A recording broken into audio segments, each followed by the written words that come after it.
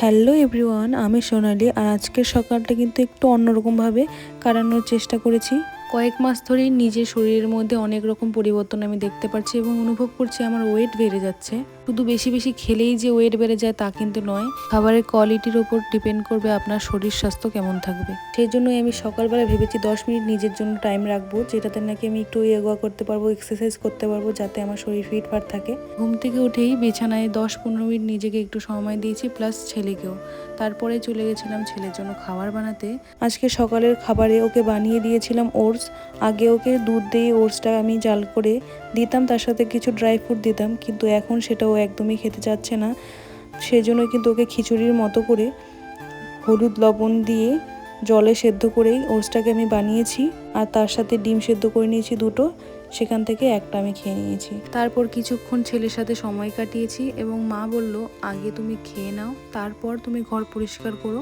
কারণ সকালে উঠে কিন্তু আমি আগে ঘর পরিষ্কার না করেই ব্যায়াম করে খেয়ে দিয়ে ছেলেকে খাইয়ে নিয়েছি। বেলা 12টা পর্যন্ত আমার ঘর ওইভাবেই পড়েছিল, শুধু মশারিটা উঠিয়ে রেখে গেছিলাম। তার কারণটা হচ্ছে গিয়ে আমি ভেবেছি আজকে ঘরের যে তোষকটা আছে সেটা আমি উঠিয়ে বাইরে রোদ্রে দেবো। এক সপ্তাহ আগে ঘরটা ডিপ ক্লিন করার পরেও সব কিছু বের করে ধুয়ে মুছে পাতার পরেও জানি না কোথার থেকে যেন পিঁপড়া আসছিল বিছানায়। যেহেতু ছোট বাচ্চা থাকে তাই কিন্তু আলসেমি না করে আগে ভেবেই নিয়েছি যে পিঁপড়া কোথার থেকে এসেছে সেটা আগে বের করব। তোষকটা উঠানো মাত্রই আমি যা ভেবেছিলাম তাই, ওই যে কোণাটা রয়েছে সেখানে কিন্তু পিঁপড়া বাসা করেছিল। আর এত পিঁপড়ে ছিল যেটা হাত দিয়ে বা ঝাড়ু দিয়ে যাচ্ছিল না। অনেক কষ্ট করে ঝেড়ে মুছে বের করেছি।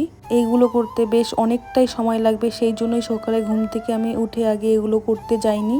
আগে ছেলেকে খাইয়ে নিয়েছি যাতে ছেলেকে খাওয়ানোর টেনশন না থাকে আর আমি আস্তে ধীরে এগুলো করতে পারি। এবার বলি, এক সপ্তাহ আগে ভালো মতো ডিপ ক্লিন করেছি, ঘরটাকে ফিনাইল দিয়ে মুছে তারপর সব কিছু পাতার পরে ওখানে পিঁপড়া বাসা করলো কীভাবে?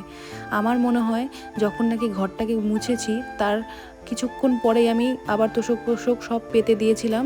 ঘরটা ভালো মতো হয়তো ওই কোণাটা ভালো মতো শুকায়নি, তার আগে আমি তোষক সব পেতে দিয়েছি। সেই জন্য ওই ভেজা থাকার কারণেই কিন্তু, তার মধ্যে আবার এখন বর্ষার দিন, আর বর্ষার দিনে পিঁপড়া এসব তো বেশি থাকেই তোমরা জানো। ওই স্যাঁতসেঁতে থাকার জন্যই কিন্তু ওই পিঁপড়া বাসা বেঁধেছিল। তারপরে কিন্তু সব রোদ্রে দিয়ে ভালো মতো ঝেড়ে ঝুড়ে পরিষ্কার করার পর এখন আমি যেটা দিচ্ছি সেটা হচ্ছে কেরোসিন তেল। আর কেরোসিন তেলের গন্ধে কিন্তু পিঁপড়া মরে যায়, আর পিঁপড়া কিন্তু আসে না। যেখানে কেরোসিন তেল ছিটিয়ে রাখবে সেখানে আর পিঁপড়া আসবে না। অনেকে বলবে পিঁপড়ে মারার যে স্প্রেগুলো পাওয়া যায় সেগুলো ইউজ করতে পারতে, কিন্তু আমার মনে হয় না কেরোসিন তেলের থেকে বেশি কাজে দেবে। সেজন্য আমি কেরোসিন তেল ইউজ করেছি। চলো টাটা, দেখা হচ্ছে নেক্সট ভিডিওতে। ভিডিওটি ভালো লাগলে অবশ্যই লাইক, কমেন্ট, সাবস্ক্রাইব করে যাবেন। Thank you for watching.